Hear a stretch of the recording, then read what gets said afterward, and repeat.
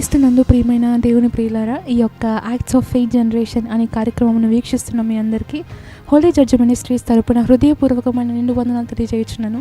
అందరికీ వందనాలు. దేవుడు ఈరోజు మనతో ఏ అంశం మాట్లాడబోతున్నాడో చూద్దాం. హోషియా గ్రంథం 6వ అధ్యాయం 1వ వచనం. హోషియా గ్రంథం 6వ అధ్యాయం 1వ వచనం. మనము యెహోవా యొద్దకు మరలుదము రండి.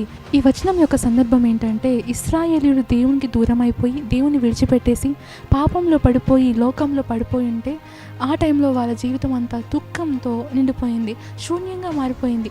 ఆ సమయంలో హోషియా ప్రవక్త గారు మాట్లాడుతున్న మాట ఇప్పుడు మనం చదివాం. అదేంటంటే, మనము యెహోవా యొద్దకు మరలుదము రండి. ఈ వీడియో చూస్తున్న మీరు కానీ లేకపోతే నేను కానీ ఎన్నో విషయాల్లో మనం దేవునికి దూరంగా వెళ్ళిపోతూ ఉంటాం.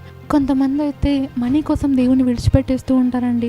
మనీ కోసం దేవుని మందిరాన్ని దేవుని విడిచిపెట్టి దేవునికి దూరంగా వెళ్ళిపోతూ ఉంటారు. ఇంకొంతమంది అయితే సోషల్ మీడియా అడిక్షన్, అంటే ఫోన్కి అడిక్షన్ అయిపోయి, సినిమాలకు అడిక్షన్ అయిపోయి, గేమ్స్ అడిక్షన్ అయిపోయి, ఇలా వాటితోనే టైం స్పెండ్ చేస్తూ వాటికే ఎక్కువ సమయం ఇస్తూ దేవునికి దూరంగా వెళ్ళిపోతూ ఉంటారు.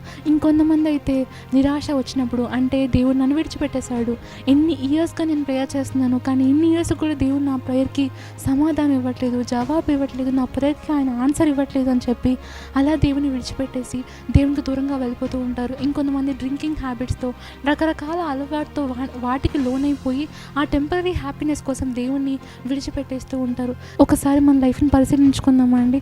ఎన్ని డేస్ అయింది మనం ప్రేయర్ చేసుకొని, ఎన్ని డేస్ అయింది బైబిల్ చదువుకొని, ఎన్ని డేస్ అయింది దేవుని మందిరానికి వెళ్ళి, ఎన్ని డేస్ అయింది దేవుని యందు ఆనందించి, ఆయన సన్నిధిలో ఆనందించి, ఆయన కోసం బ్రతికి. ఒకప్పుడు ఉండే జీవితం వేరు, ఒకప్పుడు ప్రార్థనా జీవితం, దేవుని కోసం పరిగెత్తడం, ఆయన పరిచర్య చేయడం, ఆయన కోసమే బ్రతకడం. కానీ ఇప్పుడు ప్రయారిటీస్ మారిపోయాయి.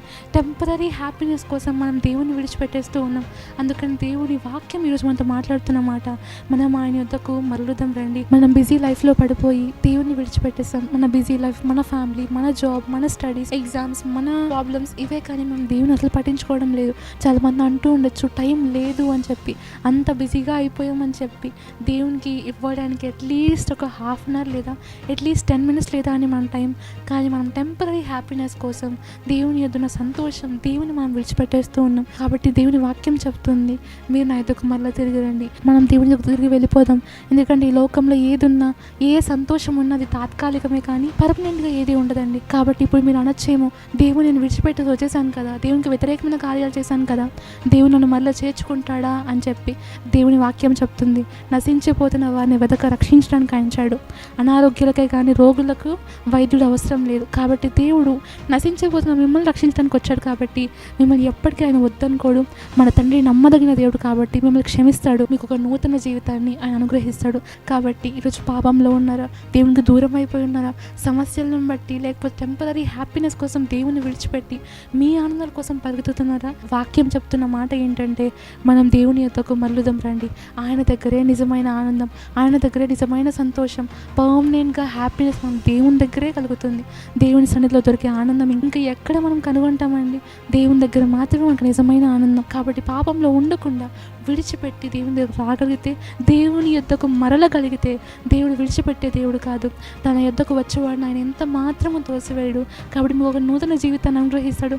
పశ్చాత్తాపంతో హృదయపూర్వకంగా ప్రభువా నన్ను క్షమించు అంటే తప్పకుండా క్షమిస్తాడు. కాబట్టి ధైర్యంగా ఉండండి. దేవుడి వాక్యాన్ని మీకు, మీ కుటుంబాలకి దీవెనకరంగా, ఆశీర్వాదకరంగా మార్చునుగాక.